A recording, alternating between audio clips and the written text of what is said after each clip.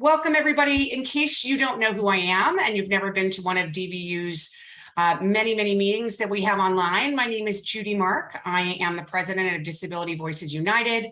We're an organization that is directed by and for people with disabilities and their family members. We are based all over California, and we have a whole bunch of our staff here today and our board members who can answer any questions you may have. And you're going to see in the chat ways to get on our mailing list. Hold on, I'm just sharing this. There it is. Okay. Oops, I didn't do it right. Okay. So welcome, everybody. We're going to still get started. We're going to get started in just a moment. We have a lot of people coming in all at once. So before we get started, just want to make sure that everyone selects a language. If you are Spanish speaking or Korean speaking, you always know that you should pick your language. It's you English speakers who cause us issues. So all of you will need to go down to the bottom of your screen, click on the globe that says interpretations, and please choose your language. The only way that you will hear questions in other languages interpreted simultaneously in English is if you choose a language. Okay, so let's get started. Thanks everybody for coming. We are really excited. This is not STP Connect for all of you who've ever been to our regular meetings at this date and time. This is a special event that we're having with the California State Auditor's Office. If you got the email about this meeting, you probably saw the link to the audit, but you will also be getting in the chat very soon a document that you will be able to follow along with as our presenters are talking. The thing that I'm going to tell you is that you will get a chance to ask questions of the auditors today. You can do that either by writing into the chat, and we are monitoring it, and I will ask your questions after their presentation, or I think they're going to actually stop along the way and ask and offer times. But also, you will have a chance to raise your hand and ask a question directly, but you are going to hear from them that their audit is very specific about a specific set of issues. It's not about everything that we care about. There's a whole lot of issues we care about that they didn't touch. It doesn't mean that they don't care about it too. It just means it wasn't part of what they were asked to look at by the legislature. And you're going to hear a lot about that. But what I'm apologizing in advance, because if your questions happen to be outside the scope of what they looked at, I will more than likely not ask them that question. And if I hear you speaking a question or presenting a question that is not within their scope, then I'm probably going to say, okay, that is a really important thing. We care about that deeply too, but it's not what they looked at. So I don't want you criticizing them because they didn't cover everything. Maybe they will in the future, and we can hope for that. So the first person I'd like to introduce to start us off is Laura Kearney. I realize I meant to make sure I was saying it right. That is correct. Yay. Oh, hooray. So Laura Kearney is the audit principal. She has more than 20 years of experience conducting independent audits with the California State Auditor's Office. So she's not a newbie to this stuff. She attended UC Santa Barbara, where she earned a BA in business economics and a minor in history. And in 2001, upon her graduation, she began working for the California State Auditors and is currently an audit principal. She oversees 3 to 4 audits simultaneously. Well, that could be confusing, I'm sure. Each of which consists of teams that perform the day-to-day audit work. She has managed a wide variety of independent audits and high-risk audits, including audits of the California Department of Education. We have a lot to say about them too, by the way, but we won't talk about that. The Department of Healthcare Services, them too. The University of California, high-speed rail. I don't have that much to say about that. The Department of Motor Vehicles and the California Public Utilities Commission. After Laura, will be a presentation by Chris Patel, who is an audit supervisor. Mr. Patel has worked at the auditor's office for nearly 25 years. Wow, we have very long and experienced people as presenters today, performing audits on various government entities and programs. Mr. Patel is currently an audit supervisor and oversees the day-to-day work of a team of auditors when conducting audits. He has also acted as a project manager on several audits, and has supervised and managed a wide variety of independent performance audits, compliance and financial audits, and state and local high-risk audits. I don't even know what high risk means, but maybe you can tell us that. He has audited government programs ranging from sex offender placement process, transportation programs, and school programs. He has a Bachelor of Science degree in Business Administration from Cal State San Bernardino. So thank you both so much for coming. We have a huge turnout today, and I am going to let Laura take it away. Go ahead, Laura. Thank you so much for the introduction, Judy. I hope that you can hear me loud and clearly. Great, thank you. So good afternoon, everybody. We are very excited to be here and to discuss such a critical and important topic with all of you, and also to hear your important perspectives on this issue. So again, my name is Laura Kearney. I'm an audit principal with the California State Auditor's Office. And before we begin our presentation, I wanted to provide an overview of our office. I wanted to talk briefly about the type of work that we perform, how we receive authority to perform audits. And I also wanted to describe the scope of our DDS audit that we will be discussing with you today. And that's the part that Chris will be presenting after I'm finished providing a little bit of background information. So the California State Auditor is independent of the executive branch and legislative control. We are very unique in that respect. Our work primarily comes from the legislature. It also comes from risk assessments and whistleblower complaints. We have a division within our office that is essentially the watchdog of California's spending, if you will. We conduct a variety of audits. Those include financial, compliance, as well as performance audits. And the DDS audit that we performed is a performance audit, meaning that the charge to conduct it came directly from the legislature. And there is a body called the Joint Legislative Audit Committee that approves these audits. And then once they're approved, they tell us exactly what the questions are that we need to answer. And we can talk a little bit more about that later if you have questions regarding that. Now, our office is also responsible for audits that are mandated by state law. And so state law does require us to look at the judicial system periodically. We also are required to conduct audits of how the University of California is returning Native American remains to tribes. So as you can see, we cover a broad variety of topics, which makes our job so interesting. So we ultimately determine whether government agencies are efficient, effective, and fulfilling their missions and complying with the law. All of our audits are required to be objective, independent, and they have to be based on evidence. And that evidence has to comply with very stringent government auditing standards. And so it's a very thorough and very detailed process to arrive at the words that are included in our reports. So based on our work, we make recommendations to the agencies that we audit on how to improve their operations. And if necessary, we will make recommendations to the legislature on how to improve government programs and services by changing law or possibly enacting new ones. Now, we do have a follow-up process to assess the status of any recommendations that we make. So at 60 days, 6 months, and 1 year from a report's publication date, we have to follow up with the auditee.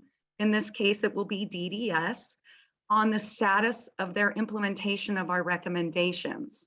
And for any recommendations that auditees have not fully implemented after 1 year, we are required to follow up for a period of 5 years. Now, as part of our assessment of whether or not auditees have implemented our recommendations, we request and review supporting documentation. So we're looking at sufficient and reliable evidence again. And we post our assessment of whether the recommendations are fully implemented on our website.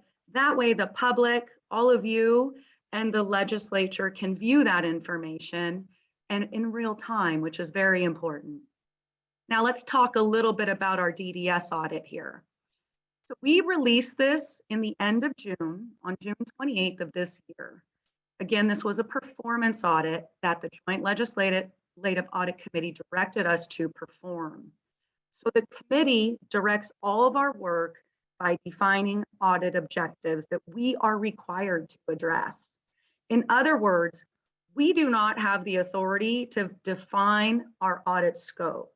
So rather, this comes from the committee itself. So as it relates to the DDS audit, the committee asked us to address many audit objectives that related to a variety of areas. These areas include DDS's oversight of regional centers, how DDS ensures regional centers meet required caseload ratios.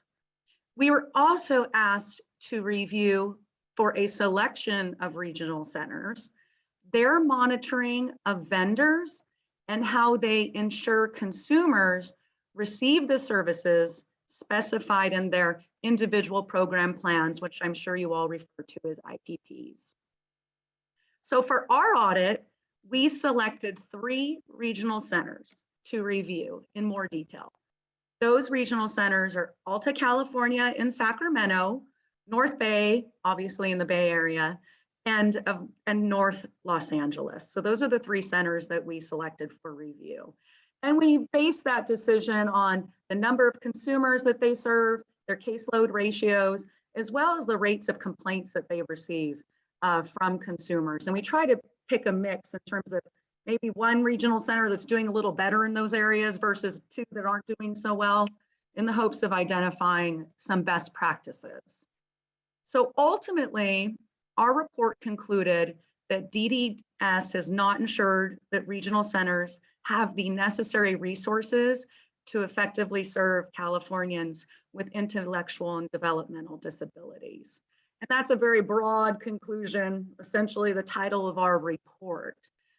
What I'm going to do now is I'm going to hand it over to Mr. Patel, and he's going to describe to you our report's findings in more detail. And he's going to give you the opportunity, of course, to ask questions about our report, which we want you to do. Again, as Judy touched on in the beginning, we were bound by the scope of our audit. So there might be topics and issues that are really important to you, but we just weren't able to touch on them because the committee didn't ask us to specifically look at that. But if there is ever something that's very important to you, keep in mind that you can talk to the legislative member that represents your district, and they can draft an audit request. And we can, if it's approved, look at other areas that this audit didn't touch on. So that's just an important point to keep in mind. And so what I'm going to do now is I'm going to hand it over to Chris. But I guess if anyone has any questions about all that I just covered, I'm happy to answer them. I think let's move forward. Okay. I just want everybody to know that what Laura and Chris have talked about is I've just placed into the chat. It's a presentation. We're not going to be sharing screen and having slides, but everybody can open up that it's a PDF and you'll be able to follow along. We'll continue to place it in the chat on a regular basis. Okay. All right. Well, thank you very much, everyone, and good afternoon. My name is Chris Patel. I was the audit supervisor on this audit. And I want to first highlight some of the key findings, 3 key findings from our report, and then I'll talk about each of those key findings in more details, and then open up to any questions you might have at the end of each finding. So the first thing that we found is that DDS has not really ensured that regional centers have the funding that they need to maintain the required caseload for a variety of different groups that they serve. And this is an issue that has been ongoing for several years now, and DDS has been aware of it. The other second key issue that we identified in our report is that DDS has not ensured that regional centers monitor their vendors for both the quality and the qualifications that they're required to have. And the third key finding that we highlight in our report is that the DDS and regional centers currently don't have any kind of metrics to measure whether the consumers have convenient access to services that they provide. And this is because they currently don't have the data necessary to do so.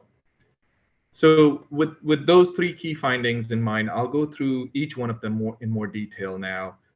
And you can follow along if you are able to open up the PDF document.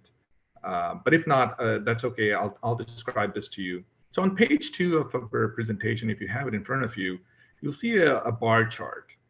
And this is one of the groups that we looked at. This is the group that is known as the non-waiver, the non-movers. Essentially, these are consumers who have not moved out of a developmental center since '93, and they are not on a Medi-Cal waiver program. And what it shows is that the ratio for this is roughly about 1 to 67, I believe. So each service coordinator can only serve about 67 consumers for this group. So what if you see it in the gray lines here shows that that's the required ratio. But every single one of the 21 regional centers is currently exceeding that caseload ratio.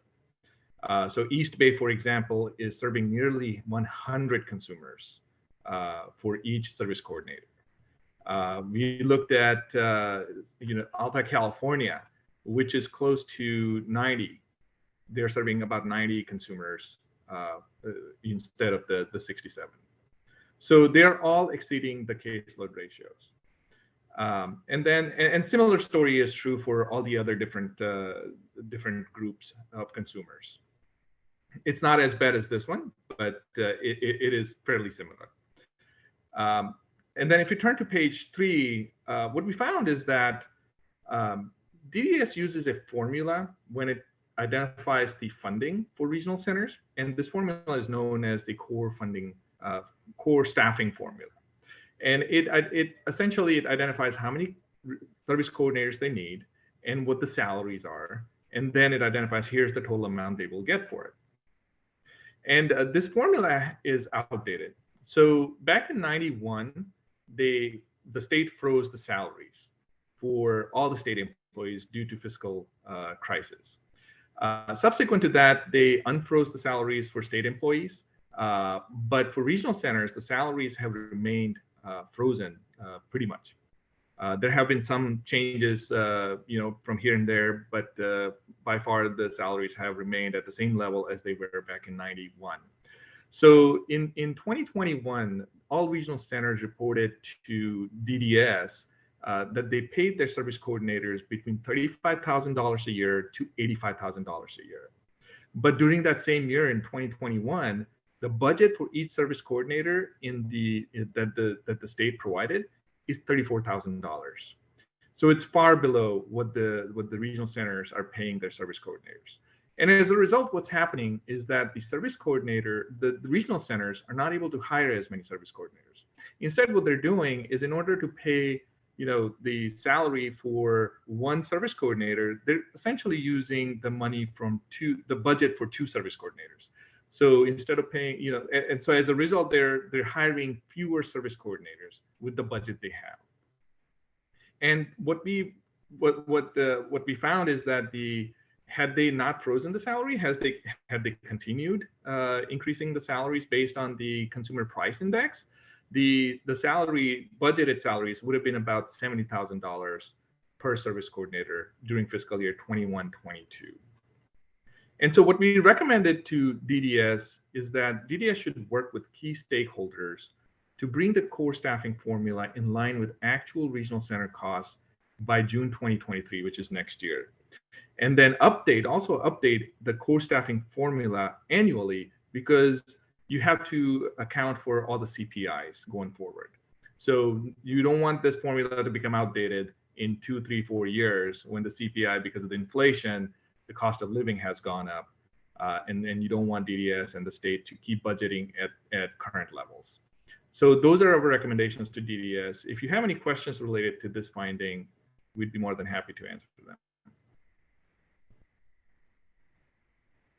So we have a few questions, but I'm not sure they're directly related, but I just want to clarify. I would like you to clarify the term audit is floating around the DD system all the time.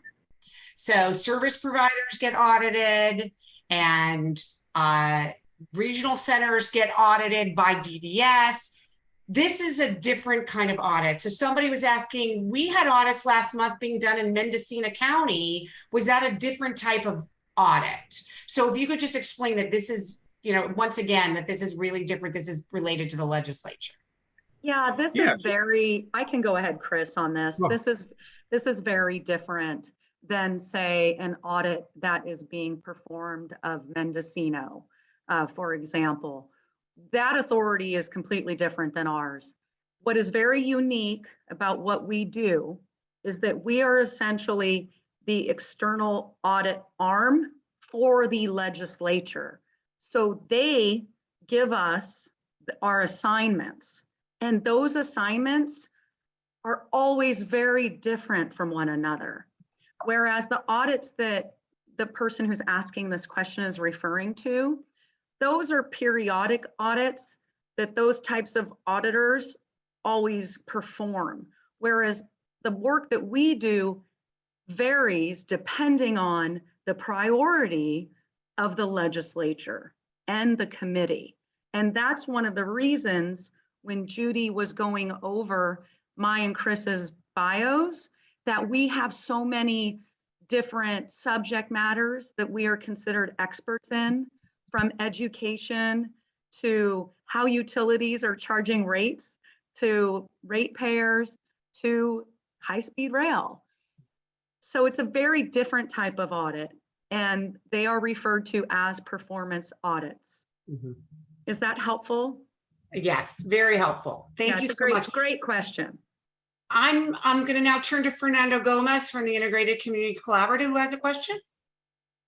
Hi, yes, good afternoon. I do apologize for being off camera as I'm driving. Actually, I pulled over and parked so that I can ask a question. And thank you, Judy, DV, of course, for such a great opportunity to ask questions and on this very important subject matter. Chris, question and a comment, and this will be related to your first of the 3 points that you guys are reviewing. When you look at the caseload ratio that you mentioned, that's 67, I think it is per coordinator. Did you guys drill down on what that actually entails when you say each one of those 67, the type of work that's required and so forth? I'm just kind of curious to see how much work does it actually take per individual to carry a 67 person case ratio. And I know it's higher than that, but that was the base on that.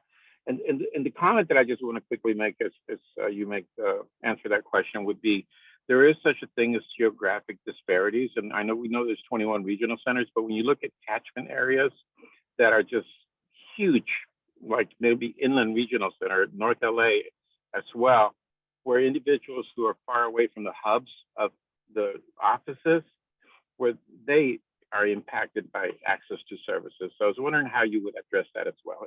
That was addressed within the audit. Thank you very much. Great questions, Fernando. Who wants to take that? Chris?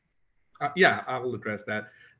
What we did look at is we didn't drill down to see, individually how many cases they were handling and whether that was adequate or not, or whether that was a lot. What we did instead look at is the survey that DDS administered of consumers and their guardians to ask a variety of different questions about, this is something that happens annually, and they asked about whether they felt that the service coordinator was available when they needed them, whether they received all the information and they felt like they had all the information, the service coordinator was able to communicate with them with all the information. So those are the types of questions. We looked at that survey, and what we found is that in many of those cases, the consumers, the respondents, indicated that they were not able to get in touch with the service coordinators when they needed, or that they didn't feel like they had complete information, ahead of time before the IPP meetings or whatnot.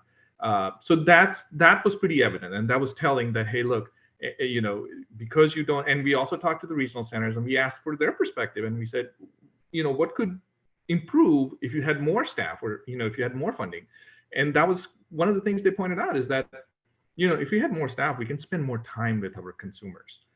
It would be more. Right now what's happening, and we looked at some of the work they did, the IPPs, we selected some IPPs to see, okay, what kind of quality work are you doing here? And we noticed that they are meeting the minimum standards, which is they do meet with them to develop the IPP, and once the IPP is developed, they're required to do every 3 years at a minimum, update the IPPs, make sure that the goals are met. They are required to quarterly meet with the consumers. So we saw that they were doing these things, but those are the minimum minimum things that they're supposed to do.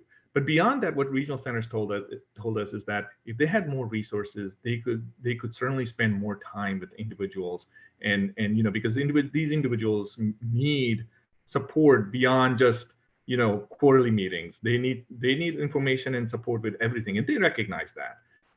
So that is the level we drilled down to. We didn't go any beyond that. Thanks, Chris. Diane Walker, you can go ahead and unmute. So 2 quick questions. You mentioned that your assignment for conducting an audit is assigned or mandated by the legislature. So would you mind sharing, or can you share who the legislator was who initiated this? Yeah. And the second question, and then I'll be done, I'll let you take over. And Diane, before you ask your second question, Yeah. do you mind introducing yourself and saying where you're from and everything? I'm sorry, I meant to say that before. I'm so sorry. That's all right. I'm just a mom of an autistic. I live in Grass Valley, so we're in a center that has no services, and other than an occasional ALTA service coordinator visit. And I'm part of the Regional Advisory Council for the State Council for Developmentally Disabled, and very active locally. Anyway, so my second question is, Chris, now I can't remember.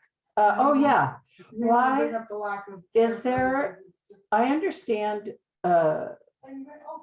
why it takes a year to implement things. You said that you're asking them to increase salaries for, I think, June of 2023, you mentioned. But the reality is, for us here on the ground, that's way too late, because we've been going without services for eons. Is there a way that that you can say, because of the urgency of this situation, can we move it up? Is there a way that can be, moved up? To wait, we've been told everything's starting in January in 2023. We're just halfway through 2022. I'm Diane, done. yeah, that's great. Diane, I appreciate and hear your frustration as it relates to the funding. Let me try to answer both your questions. Okay. So the first question you had was about the member of the legislature who Right. requested this audit. His name was Assembly Member Frazier. I say was because he retired from the legislature in December. I can tell you that I did know him, and I worked with him on this analysis when we were developing it. We sometimes consult with them at times to help develop these objectives. And I know that this subject was incredibly important to him, and he was very passionate about it. And I have also testified at hearings in front of his committee that is devoted to intellectuals with developmental disabilities. But he is no longer with the legislature, and again, he retired in December from that position. Now, the second question, so as it relates to the timing of the funding and providing more resources for the service coordinator positions, it is our understanding that the analysis that it will take to revise the core staffing formula is going to be incredibly complicated and a time-consuming task. I believe that that's one of the reasons that it hasn't been touched in more than a couple decades, because of that time-consuming process to get it where it needs to be. So it's possible the DDS may need to contract with a consultant to do it. I will also say this, that we, by establishing that deadline of June 2023, we are pushing them to go faster than they would prefer. And so we are asking more of them as it relates to that. Is that helpful, Diane? Okay. Thank you so much, Laura. Brian, we're just gonna take a couple more questions and then we'll go back to you, Chris, to continue on the next. Okay. Go ahead, Brian Allen. Yeah, good evening. Brian Allen, Special Education Consultant and Advocate on behalf of families at a regional center. I'm also a parent. A few questions. Why is it so time consuming for DDS to comply with the audit? Like Diane Walker mentioned, that's way too far off in left field, waiting for years and, to come into compliance. Reason why I say that and argue that is because a few points. Consumers are not getting their services implemented. IPPs are not being implemented. Consumer service coordinators or supervisors are, out in left field. They don't respond to families. You have to email, go above and beyond, and contact supervisors and start, flooding their emails to get a response. Their response time is beyond 24 hours, 48 hours. Okay, that's inexcusable. Further, if DDS has not ensured enough funds for vendors or regional center, where is that money going every year? And if they're not funding regional center the proper amount to fund vendors and fund service coordinators and hire employees, that's misuse of funds as taxpayers. And that's a big concern. If DDS is not funding regional center appropriately and they're misappropriating money, that is misuse of funds. And that's a big concern as a taxpayer, a parent of two consumers that live in my house, and an educational advocate on behalf of families. Okay. Also, is the audit report public record? And if they don't come into compliance, can we request copies of it as well? I'm sure it's public record because it's made public notice. Brian, are you finished? Can I try to answer some of your questions? Yes. Okay, great. Thank you for those questions. And absolutely, what you're describing is something that absolutely sounds dire and needing prompt attention. As I explained to Diane, the recommendation related to the core staffing formula is going to take time because of the complex analysis that is involved. But I also pointed out that DDS has been aware of it for a while. And we're hoping that with that June 2023 deadline, that they will get everything buttoned up that they need to get buttoned up to make sure that they have enough service coordinators on the ground. Now, that's only one of our recommendations. We have other recommendations in the report that relate to training, making sure that vendors are being monitored appropriately, making sure that individuals are getting the services that they need. The deadlines for those recommendations are sooner, some as soon as October. And so what we do is we do try to make recommendations that are feasible to implement in terms of an amount of time. And we think that with these earlier deadlines, that DDS can certainly provide the training and take steps to ensure that they are providing appropriate oversight in a much shorter time frame than the year that you were describing. Now, your second question, what did that exactly relate to? Oh, I already muted him. I apologize because I wanted to, raise your hand again, Brian, so I can find you to unmute you. There's two Brian Allens, so you definitely need to raise your hands. Not seeing you. If you could raise your hand again, Brian, we could get that question to you. Oh, I'm not seeing him. All right, let's. Oh, there he is. Okay, there he is. Okay. Sorry. Go ahead. Go ahead, Brian. Can you clarify that again? What was the last question I had? Correct. What was the last question? I believe it was DDS not ensuring enough funds Yeah. to regional center. Why Yeah, is that, and where's the money going to? Yeah, so you had raised the point that you think that that would be a misuse of funds. And what I can tell you is that the scope of our audit asked us to look at caseload ratios, but it did not ask us to do expenditure testing or a review of their budgets. And this isn't an example where we are hamstrung by our audit objectives. And Brian, I'm not sure if you're part of the beginning of our conversation, but to the extent that there are issues that are of critical importance, we can work with the legislative members in our districts and have them put forward an audit request for an area that we haven't been asked to look at in the past.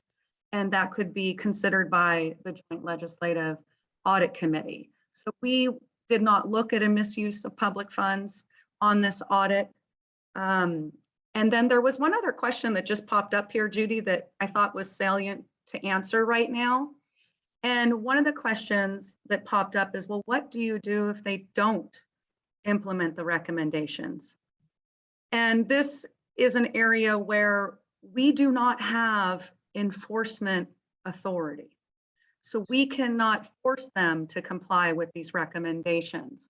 What we can do as part of our follow-up process is create awareness by posting on our website, which is shared with the public, all of you, and the legislature, about the lack of progress or hopefully progress that DDS is making in implementing our recommendations. Again, we will post an update at 60 days. So there will be another update that DDS is required to send us on August 28th. We will then assess it and post that in September. There will be another stage at 6 months and another one at 1 year. Now, let's say that they don't implement that recommendation regarding the core staffing formula and ensuring service coordinators' salaries are appropriate. We will continue to follow up with them annually for 5 years. And again, that information goes to the legislature and the different subcommittees that hear issues related to the topic of individuals with developmental disabilities. Thanks, Laura. I'm going to have Chris move on to the next section. And then I see everybody with hands up and we will get to you, we promise. Okay. All right, so let me move on to the next finding, which has to do with the vendor monitoring. And as I mentioned earlier, the DDS has not ensured that regional centers monitor vendors as required. There are two types of monitoring that regional centers are required to perform. One is for quality of services, which is for very specific types of vendors, which include residential type vendors. And for those, there are very specific requirements that either every quarter or every month, regional center staff, usually nurses, have to go in and physically go in, visit them, and then review the files for every consumer that resides at that facility. And what they're looking for are, are they administering medications in a timely fashion? They're also looking at the facility itself and making sure that the facility is safe. There are no issues and things of that nature.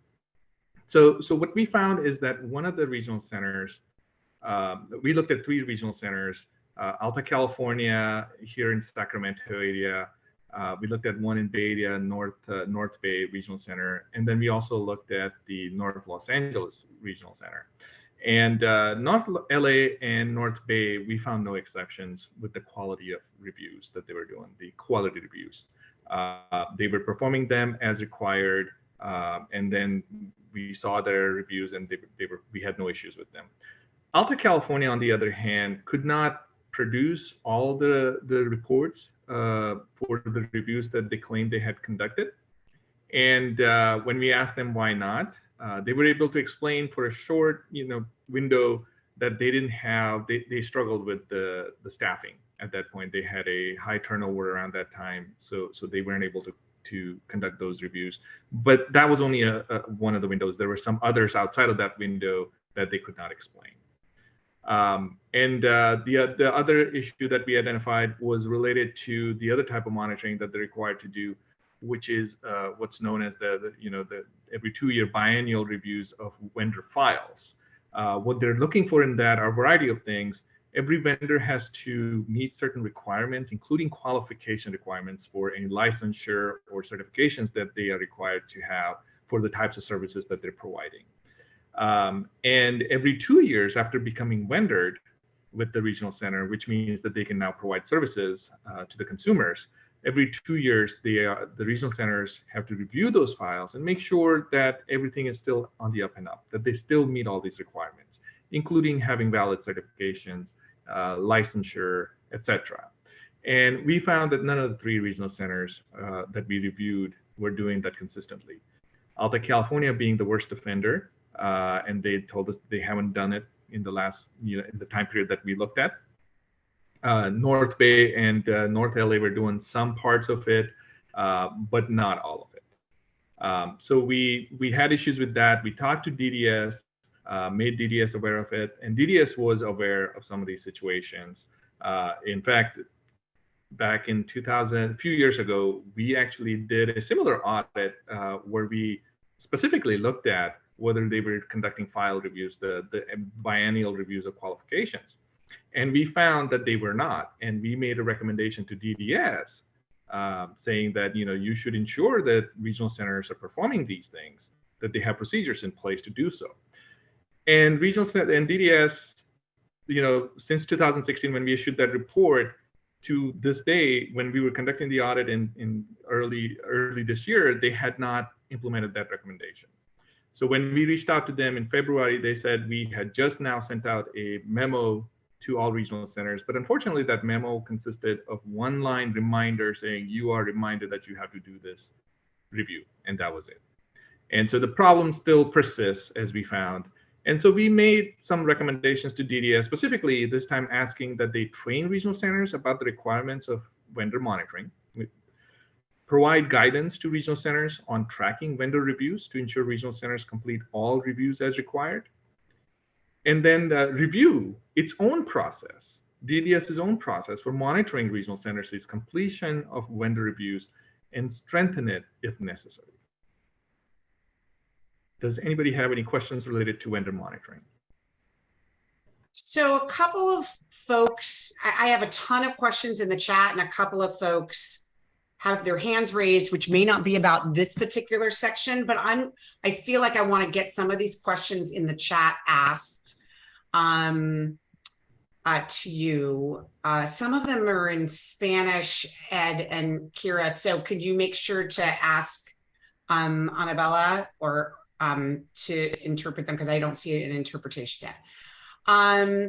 So a lot of people are honestly shouting out like, you should have looked at our regional center. They're specifically naming their own regional center as being very big problems. And so instead of mentioning every single regional center, how did you choose those 3 regional centers? And maybe the next time you have to do an audit of DDS, ask, the community, which regional centers we think are having some significant issues, and we would love for you to focus on those. But how did you end up choosing Alta, North Bay, and North LA? Sure. So what we did, we were told to select 3 regional centers. Okay. And so we looked at all regional centers, and we looked at very specific data. We looked at the size of the regional centers in terms of the number of consumers that they were serving. We looked at geographic. We wanted to make sure that we were covering, most of the state. We didn't want to focus just in Southern California or just in the Bay Area. So we wanted to kind of make sure that we had a good coverage throughout the state. And then we also looked at the number of complaints that were filed against those regional centers by consumers, because that was an indication of how well they're performing and whether there are concerns or not. And so that is how we ended up selecting the 3 regional centers that we did. I just want you to know that you can read the chat yourself, but people are saying, yeah, you were spot on. They're the word. People have very strong views about their regional centers, as you can tell. And so, people feel like they're not getting what they need. So I'm now going to turn to Hugo Pineda. Please introduce yourself first and then go ahead and ask your question. Yeah, hi, can you hear me okay? Yes, no problem. Hugo, RCOC down in Orange County in SoCal. I'm a family advocate. We have an 11-year-old. So three main questions. Is there such a thing as an audit where you guys can do a carrot and a stick type of deal? Because right now it looks like there's a carrot for the regional centers to have more informed staff and to get them trained up and hire people. Understood. But in the meantime, we're waiting in the wings, right? So isn't there a version of that that's like, instead of the carrot all the time, is there a stick? Because it's kind of disconcerting when you escalate to DDS and they say, we can strongly recommend, but we can't do anything. And then we go up to you, we can strongly recommend and have an audit, but we can't really enforce anything. So that's the first piece. The second piece is in regards to the ARPA funding from late last year. Is there a nexus to that ARPA funding and the recommendations of where the money was going to get spent and this audit that's taking place? Because it seems to correlate with the part about training people, hiring more people, we need more people to throw at them. And then the third piece is in relation to the formula that you have to come up about how many how many people they need to staff. Couldn't they just kind of copy what Medi-Cal does or the HCA or social services? Because it's a social services of types and they've been doing that forever. And there's always budget and funding issues too. So those are the 3 things. Sorry. Yeah, no, that's a good question, Hugo. Let me address the first question. So when we did this audit, hang on. So remind me again the first question. I was trying to keep it all in my head. Chris, what Hugo was asking about is the carrot and the stick. Carrot and the stick, right? And what he's getting at there is enforcement. Yeah. So Hugo, in terms of, we actually thought about this because we, as a team, we talked about, okay, can we do something beyond just asking DDS to remind these guys again to do these reviews? And it's what makes it difficult is that if there's a penalty that DDS might assess, we can ask DDS to cut funding or whatever. That would ultimately end up hurting the consumers. That was our fear. Is if we're saying, gee, what can they do in terms of penalty if they are cutting funding, which is the stick really, that would in the end hurt the consumers, and that is not what we wanted. And so we didn't want to make that recommendation. That was the reason we didn't make that recommendation. In terms of your other questions regarding the monitoring and social services is able to do it. Again, between the 3 regional centers for the monitoring of the vendors on site monitoring, we found 2 regional centers where we're doing it. We had no issues with them. And with Alta California, there were certain vendors where they couldn't always provide. They had done some, but they couldn't always provide those. So the problem with that wasn't as pervasive as it was with the qualifications monitoring. and with qualifications, it wasn't an issue of resources. You know, Alta California just admitted we just haven't been doing it, and they never gave any good reason for why not. And the other two regional centers, one of them was doing the review, but just weren't verifying the qualifications. They were verifying all these other things, but not the qualifications when required. And then one of them was only doing, they had done some, but not all of the vendors, review of vendor files. So again, it's not that I don't want to give the impression that they are all just not doing these things. They are to varying degrees. The on-site quality monitoring was really a problem with Alta California, not so much with the others. And even with Alta California, it wasn't like they weren't doing it at all. But the qualification side, that's where you saw the bigger issue, but it wasn't related to resources. And then the last question that Hugo asked about was the ARPA funding. And we weren't asked to look at that funding. However, DDS is going to have to come up with the funding sources that it decides to use to pay for the training, to pay for the additional oversight we're asking them to perform. And if it decides it wants to use that funding as a resource, that's its own prerogative. So I hate to say it, we just weren't asked to look at the ARPA funding. Good question though. Right. That's great. Connie and Harvey, you had your hand up, then it went down and now it's back up. So I'm going to call on you next. Okay. Oh, you just muted yourself again. Try it again. Okay, Great. here we are. Yeah. All right, so we've been around a long time. We have a son who's 54 and is duly diagnosed. And I was actually the first autism representative when there was only 2 regional centers. We knew Frank Lannerman. The only reason I'm saying this is I've been around for a lot of audits. And and one of the biggest things were sanctions. I even had somebody say to me, a director, what are they going to do to me if I don't do this? And what that does to us in our hearts is say, you're doing all this hard work, and I do want to thank you for doing this, and I also want to thank you for being there. But when you saw, like, let's say, monitoring done right, did it result in timely services? Because what I'm seeing is timeliness there, and without any sanctions. And performance contracts are great, except that hasn't led to it. And when you talk about training, you need to involve the families and the people with the disabilities. And that's a lesson we've learned through the rollout of self-determination, that it's such a paradigm shift to put us in the driver's seat. We're the ones that are struggling out there. And so I wanted to translate, I want all of this to translate to timely, and even the word convenient. That was a luxury word you put in your report. I loved it. I didn't even know what it meant anymore. Convenient services. So we are frustrated. I am frustrated. I feel the regional center is broken and it needs a lot of help. And this is a way to help. But does it translate to what we all are here for? And that is appropriate, timely, equitable services for people. I want to add to this. The only thing that really can be held down to is the contract that the regional centers have with the department. And if they don't include certain things in that contract, it ain't going to get done.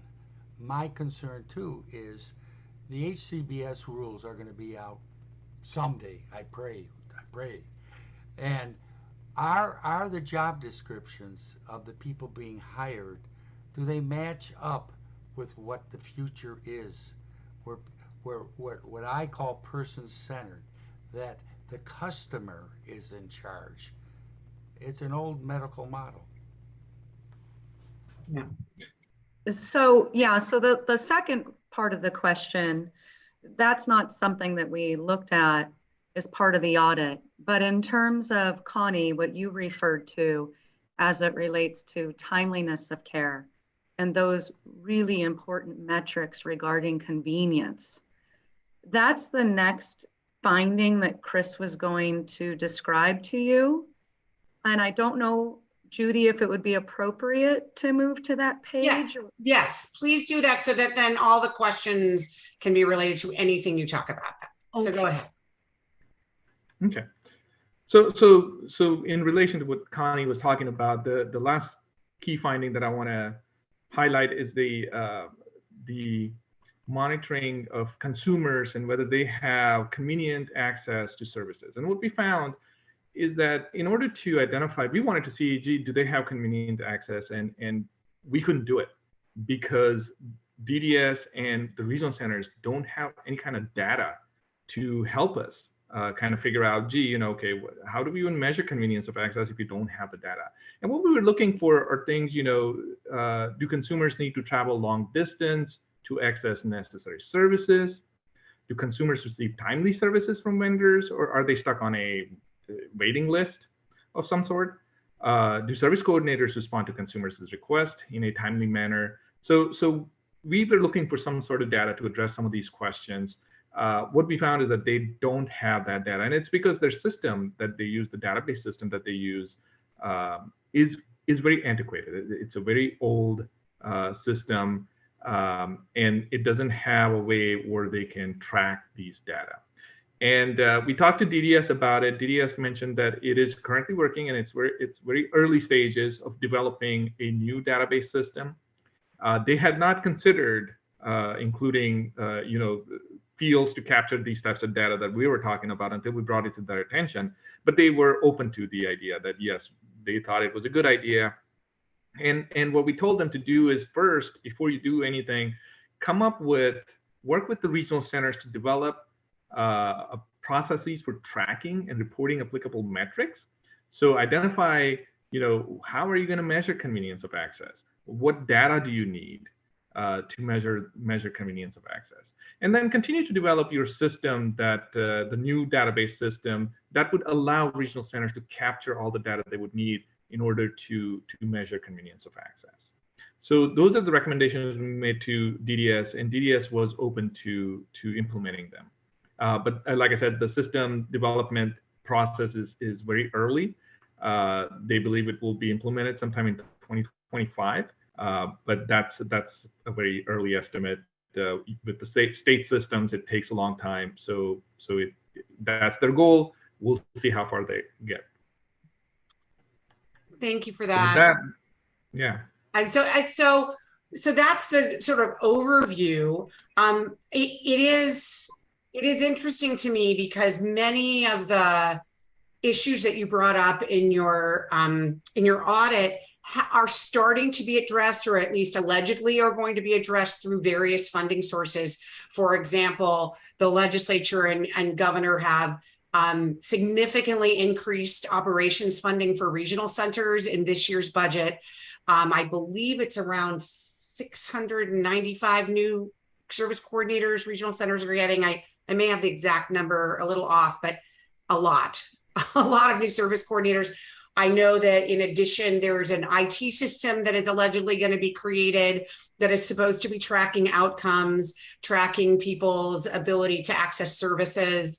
But all of these things are kind of in the works.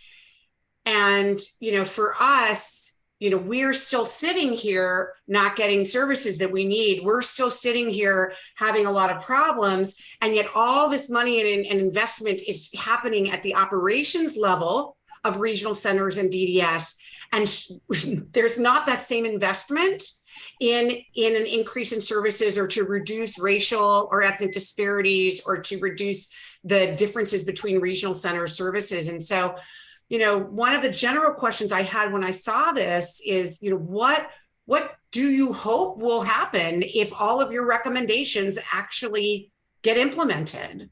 As if for those of you who don't know, DDS actually responded to this audit, and you can read their letter. If you go to the link that we had put in the chat earlier, and I can put it in again in a second, but if you look there, DDS responded to the audit. They agreed with many of the recommendations and even are saying they're starting to implement it.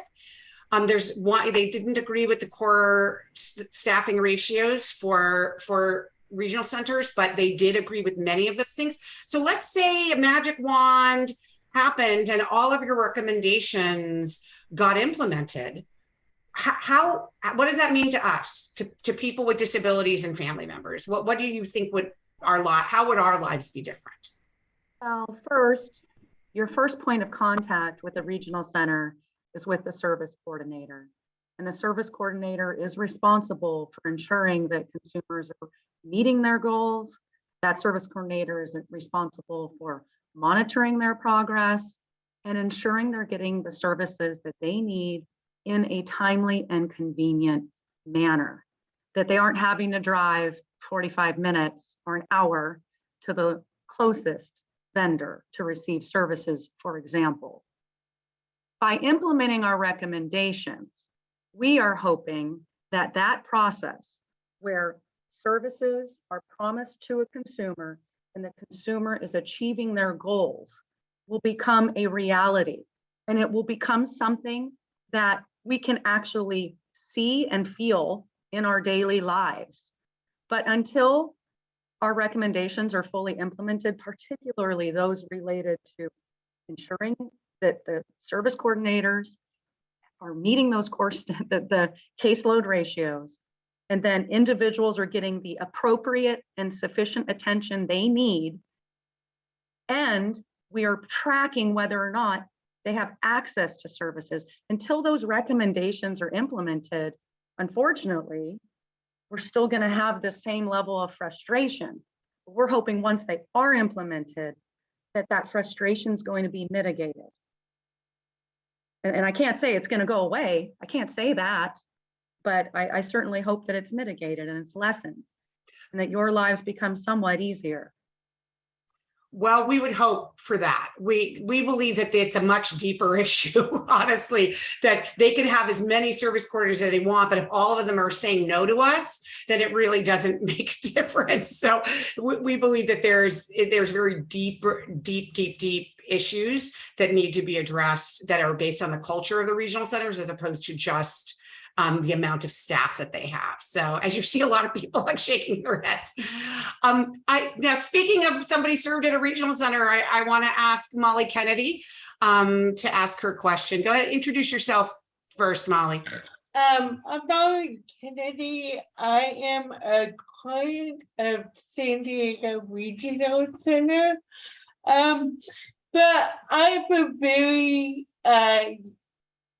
background in I spent 11 years administering a federal grant to provide healthcare to homeless people. And so my question is around this whole idea of monitoring, because the two areas that you address are, to me, just checking boxes.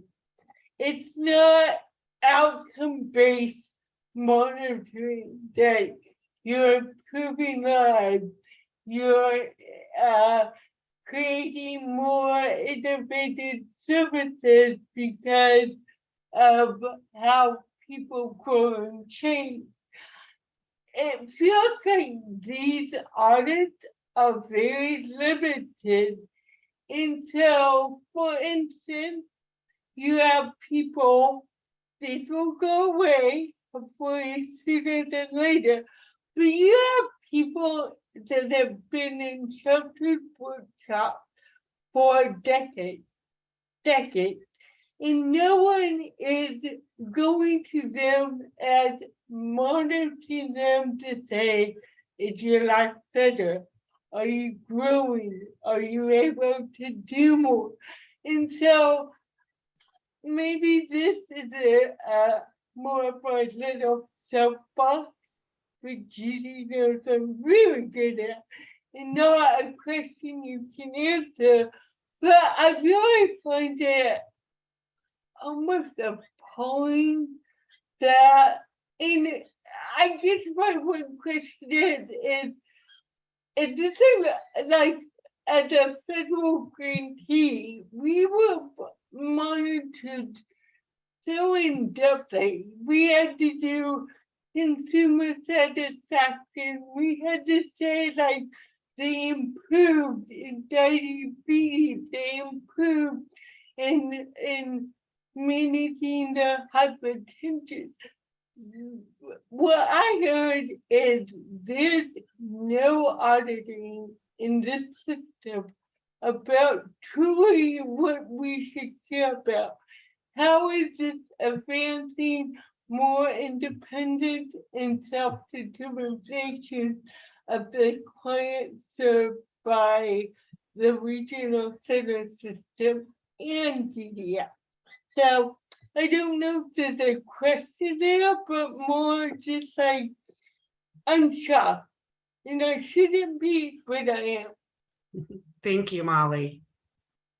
I want to say, Molly, that I did hear a question there, and I think it has to do with why isn't DDS monitoring to the level that you saw maybe that the federal government was, for example, with the customer satisfaction surveys, et cetera. One of the things that we have to do as part of our audits is identify criteria. What does state law require?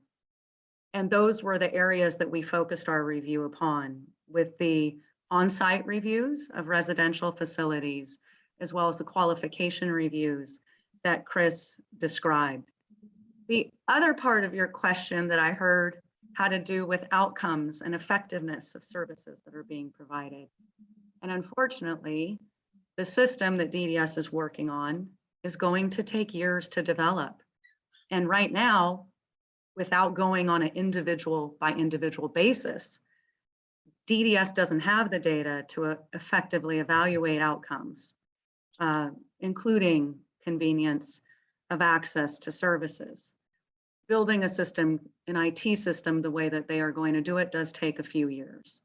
And as Chris mentioned earlier, they're shooting for 2025.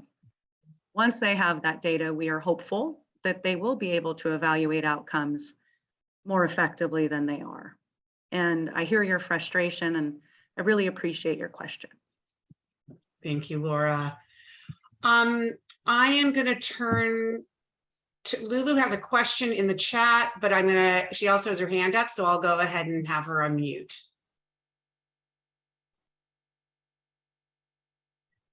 Sí, yo quiero preguntarles, creo que una de las partes donde los clientes no están recibiendo los servicios que necesitan es las directivas, no son claras, no son totalmente específicas. Entonces, cada centro regional le da una interpretación según su conveniencia y los servicios no llegan a los consumidores.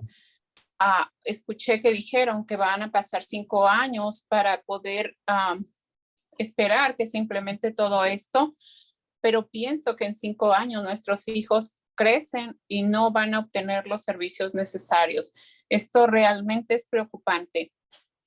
En Orange llevamos 1 año esperando que se empiece lo que es los servicios de recreación. Esto es preocupante. ¿Cuánto más vamos a esperar? Ya hay muchas preguntas. Estoy hablando como representación de las familias de Orange. Ojalá que la siguiente auditoría se haga acá porque los clientes de acá no estamos recibiendo los servicios. Gracias.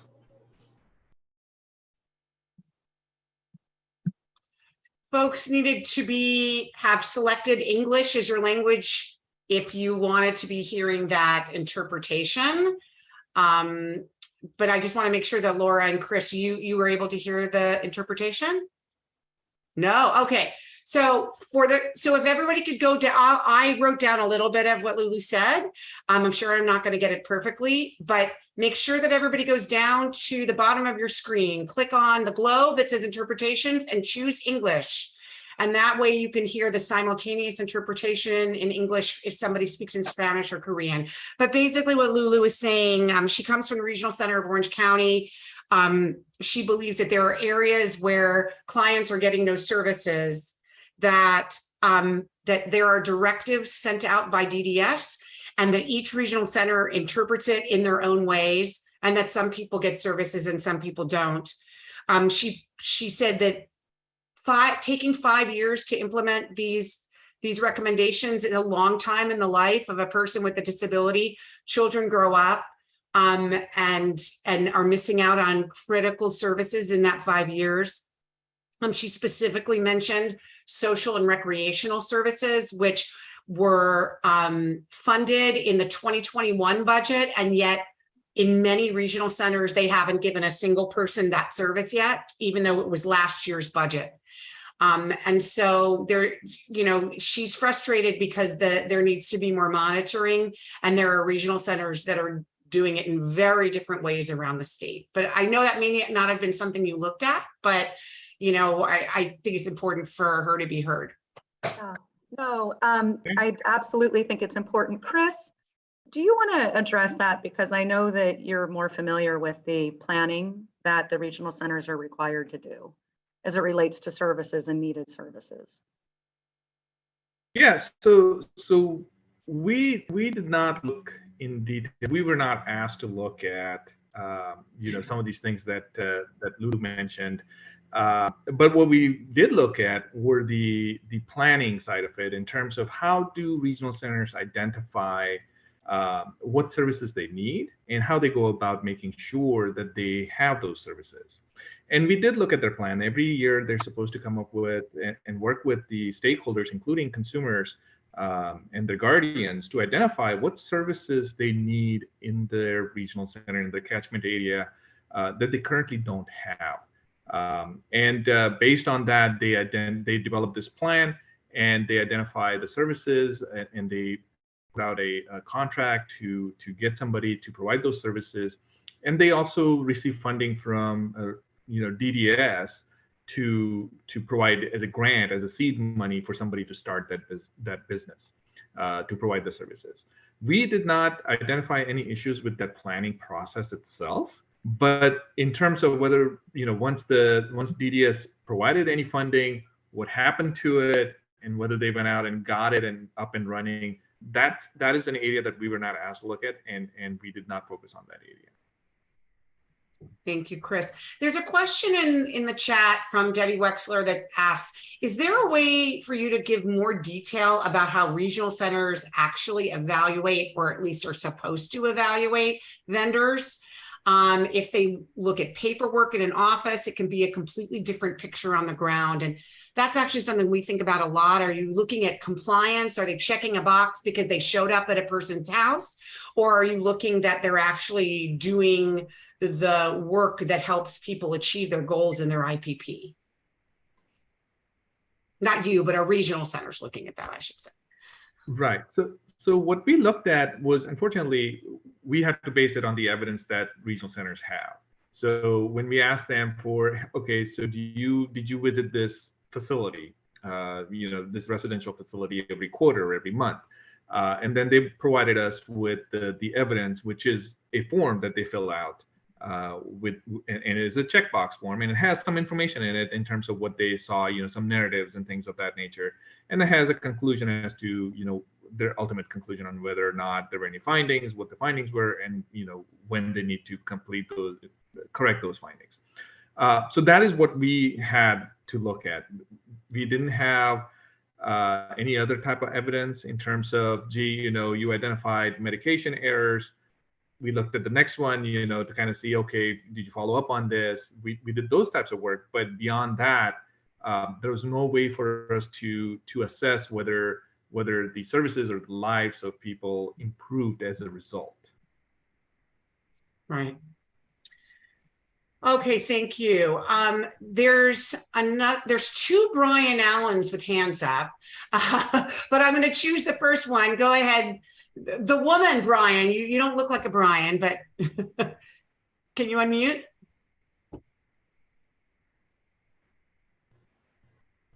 Okay, thank you. Can you hear me? Yes.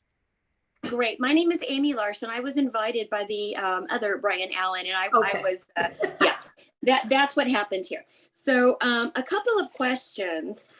First of all, earlier it was stated that the corrective actions or recommendations aren't enforceable.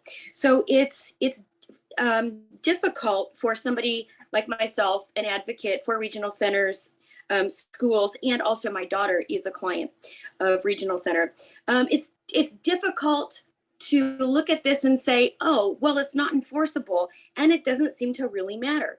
I'm a little concerned about that. Why have an audit if it's not enforceable? I don't understand that. Secondly, I just want to make a comment about the data that regional center does not have. I don't believe regional center wants to collect that data. If they really did, they would attach something with the IPPs. Very easy survey to turn in every year. Thirdly, my understanding of regional centers is that it is an agency that's basically just distributing money to families and individuals with disabilities. And I think it's completely possible to look at other agencies that could also do the same job, but do a better job. And that could possibly be a consequence. I think things could be better. They can be done much better, quicker, and more efficient, given different ways of thinking. And with the new SD programs, I also believe we're going to be giving families more power. And I'm not really sure how that's going to relate to the current recommendations or corrective actions needed. But thank you for listening to me. Thank you. Sure. So your first question about the enforcement authority, we are independent auditors, and once we start enforcing things, we sort of start to lose our independence, and for that reason, we do not have the enforcement authority.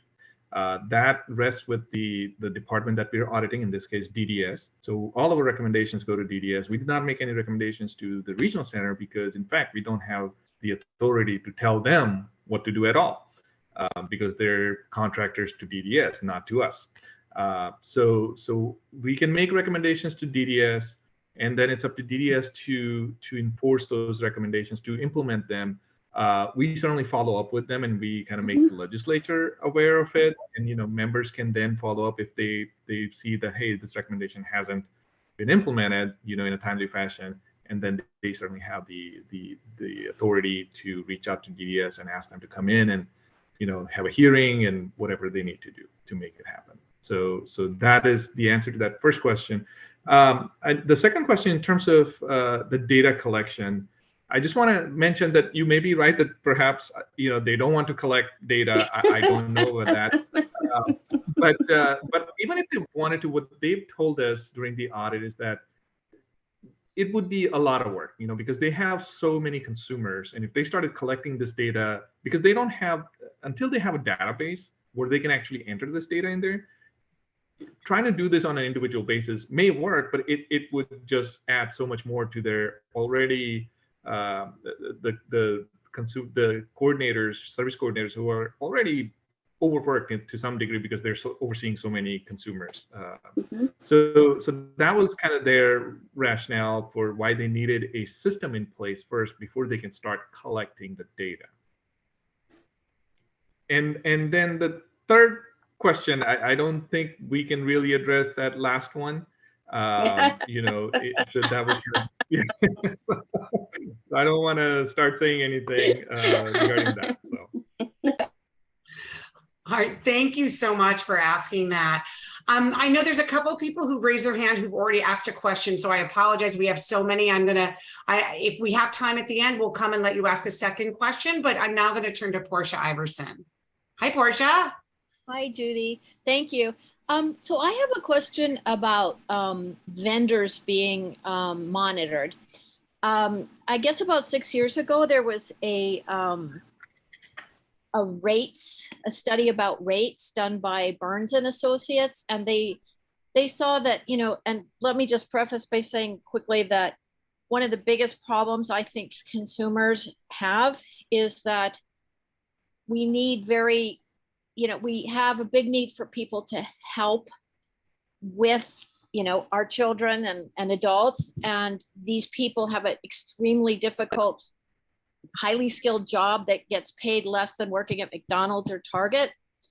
And so we have this ongoing problem, and at the legislative level, it seems like money keeps getting pumped in year after year to raise the pay for these workers. And in that Burns and Associates report 6 years ago, it was shown that none of these vendors are monitored. And therefore, if you look at the different vendors, every time there's a pay raise for the workers, a tiny fraction of it goes to them, and everything else gets buried in a completely unmonitored, completely non-transparent budget where their administrative costs go up to match the raise. So we consumers at the end of the line are sitting here, you know, struggling to get the help we need. And the money's being poured into it, and the middleman is just skimming it off as it comes in. So my question to you is, when you say, you know, about auditing and about does the regional center monitor vendors, the vendors who provide caretakers, the caretakers we have right now make, I think it's $16.50 or $16 an hour, and they get paid almost 20, the agency gets $23 an hour. So I know the agency has some costs and overhead, but I don't believe that it's $5 an hour for all of time for these caretakers. And so when I talk to people at the regional center, they say, well, the problem is we can't monitor them because we have no funding to do the monitoring or the auditing of these vendors. And so this seems to me like a huge waste of resources and money for people who are in dire need, which is the clients and the parents and everyone who needs the caretakers. And the caretakers already have the money sitting there, but it's being siphoned off. How did you guys address that at all, or can it be addressed? Or you said earlier that maybe we could go to our local legislator and have them add that on, or as a possible new audit, or add it onto this audit. Yeah, Portia, your question is really good. We weren't asked to look at vendors' rates, especially the hourly rates that the workers are paid, and the portion of that rate that is withheld by the actual vendor administrative staff is part of this audit. But I think it's a great idea for a new audit. And nor am I aware of any monitoring requirements where the regional centers would go in and validate and ensure that those rates that are being paid to the individuals are sufficient in light of how much is being retained by that entity to pay for its overhead, if you will. So I'll just have a quick comment on your question, Portia. So there was significant rate increases that were put into effect. The Burns study was put into effect last year. And this year there was a successful effort to accelerate the time in which those rate increases were going to happen. And DVU advocated successfully with the providers who weren't all on the same page on this, I should say, that there needs to be monitoring to ensure that any rate increases that go into effect must primarily go to the frontline workers, the people who are working directly with the consumer, the individual with the disability. And we did successfully get that in there. And of course, now it's just about making sure that it's actually going to happen. And that was not looked at, but I just wanted to let everybody know that we as an organization advocated very strongly for this, and it was not an easy ask, but we'll see how it goes. We don't have a huge amount of time, so I'm going to try to get through. If you could please ask your questions very briefly. Jeanette Zamudio, please. Hi. I'm just here to support Lulu. I'm from Orange, and I have the same problems. I've been asking for the recreational services, and I've been told it's been over a year. It's been 3 IPP meetings, and I have had the same answer. I need to give up my 16 respite hours in order to get recreational services for my son. What can I get? What kind of service can I get for 16 hours? And I asked them, and they said that they can do it because DDS send them the directive where it's not specified that there are 2 different services. So I can't really do much. I don't know if, what so can I do? Jeanette, sorry to interrupt. That definitely is an issue that DVU cares deeply about. It is not an issue that the audit looked at. I'm going to take a moment at the end with my colleague David Panish to talk about how we can really organize around some of these issues. I'm going to see if we can take one more question from Lourdes Gomez. Go ahead, Lourdes. Hi, quickly. So I saw that in figure 1, which is the location and key information of services, the vendors that were said that each regional center is 1,500, 2,500, 1,700. And I've never, when I request, which ones are the current vendors, I've never been given a list that's 1,500. And that is the least amount of the 3 numbers. That does not make sense in my head, because I know when I'm given a list, it's like 5 pages, 12 pages the max, and it's just like 200. So I just don't understand the discrepancy of data. Also, one of the things that I wanted to talk is about the intake. You guys miss one key element. The intake, you're counting from when the intake took place for new clients. My son he was not even allowed to take any information about getting into regional center because he had a mental health condition. And every time I brought in information, I was like, oh, he has a mental health. It's like, it's already diagnosed. And I'm like, but I'm coming to you to diagnose it. And like the psychiatrist who treats my child, do you want me to get a letter? And that was the only way, when the psychiatrist actually wrote down a letter. And that makes no sense. So I'm just gonna, Lourdes, I'm so sorry to interrupt just because we only have a few minutes left. And I'm not sure they'll be able to respond to that second question, but do you want to try to respond to the first question that she had about that chart of the numbers of vendors? Sure. So I don't know whether you specifically or what you requested from the regional center, so which regional center you requested it from. This data that they provided us came from their vendor list that they maintain. And we worked very closely with the regional centers to identify these. These are all vendors that they have, regardless of the type of service that they provide. So again, not knowing which regional centers you requested it from or what specific things you requested, I cannot answer that question. So before we go, I just wanted to give David Panish a chance to say something. David Panish works with DVU and is a family member. But David was texting me offline. I'm like, you should say this, not me. So go ahead, David. Well, I just wanted to say a couple of things. First, I worked in the legislature for about 30 years, and my first assignment was actually in the state auditors. It was the Auditor General's office then. So I have a little picture of how it works. And I just want to thank the state auditors for this incredible work here. I think it's fairly unusual, and maybe Chris and Laura, tell me if I'm wrong about this, but I can't think of another audit that has generated a briefing of this kind with the community. We have almost 200 people that were on the call. And, this is fairly technical stuff here, but it's really important because it affects people's lives. So anyway, wanted to thank you for that. Just to give people a sense of like, what can we do with this information? The legislature asks for these audits because the legislature has an oversight function. It's not just passing laws and passing a budget.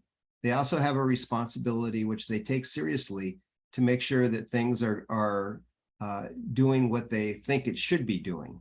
And so they have a couple of tools for that. One tool is the state auditor, which really gives them an in-depth look at what programs are doing and how it's affecting them. Another is to listen to their own constituents. And DVU is committed to taking this to the next level. The most powerful tool that we have as advocates is going to individual legislators that represent you in your communities and letting them hear from you directly about what your personal experiences are with the regional centers in those districts.